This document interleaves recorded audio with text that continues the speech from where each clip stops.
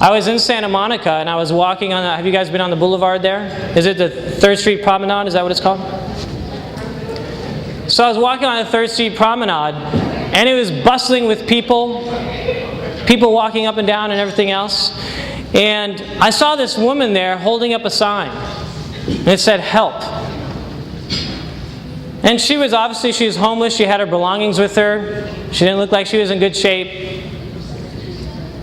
And I watched people zooming past her, and I was one of those people. I walked right past her. It's like I didn't even see her, right? And as I kept walking, I got to the end of the block, and I stopped. And I thought, what am I doing? Like, I just walked right past her. I just felt really compelled to go back and talk to her. So I backpedaled. I walked up to her. I introduced myself. She said her name was Becky. And I simply said, "Becky, how can I support you today?" And then she said, which surprised me, she said, "I could really use a hug." That's it. So I said, well, I can do that, right? So I gave her this hug and just held this embrace for like 2 minutes. I'm not exaggerating. I mean, we just sat there. She was holding on really tight. And as I'm holding her, she starts crying. I mean, tears are like streaming down her face, and she's crying. Eventually, I asked her what she was feeling. And she said, "Well, I recently lost my mother. I'm homeless because I lost my job as well. And I use all my income to go towards her medication and medicine to treat her so that she could live longer. And the extra days that I had with her were worth being homeless." And I asked her at that point, "Well, what can I do for you? Can I give you money? Can I take you to dinner? What else can I do?" And she said, "I don't need anything from you.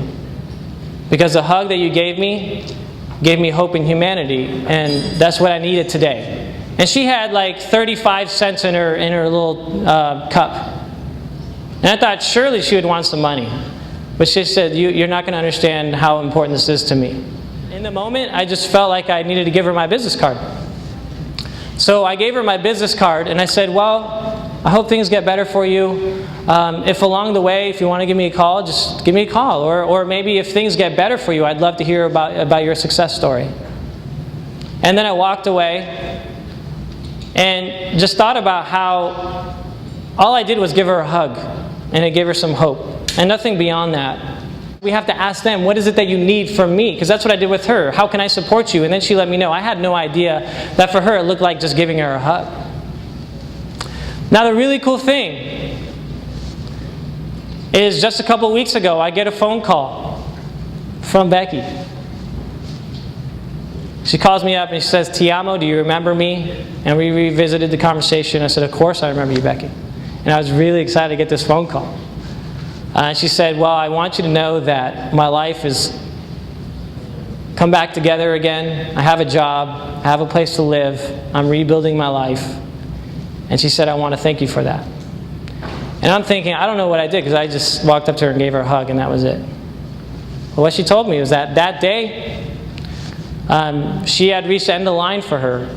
And I don't know what that looks like for her, but she said that she made this sign. She literally made a sign that said "Help" because she was looking for a sign that there would be something out there for her, that there would be some kind of hope for her. So she wrote the sign that said "Help," and she told me when I stopped that day, I was the only one who stopped the entire day and gave her that hug.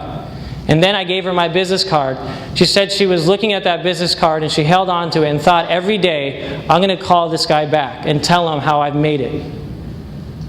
She said, "You're never going to know how important that business card meant to me." And so she always had that vision. She called me to tell me that she was back on track with her life. And that's something that to me was very moving because, again, all I did was give her a hug, I thought. But it just shows you that to create a difference in people's lives and to touch their hearts, maybe it doesn't have to be something so profound, but just a matter of connecting with them. 'Cause inside of me, there's a secret that I'm keeping inside of me, inside of me. There's a floodgate that ain't opening inside of me, inside of me. There's a secret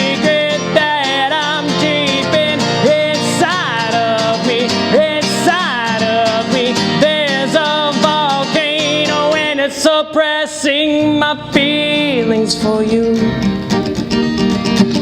Don't know what to do.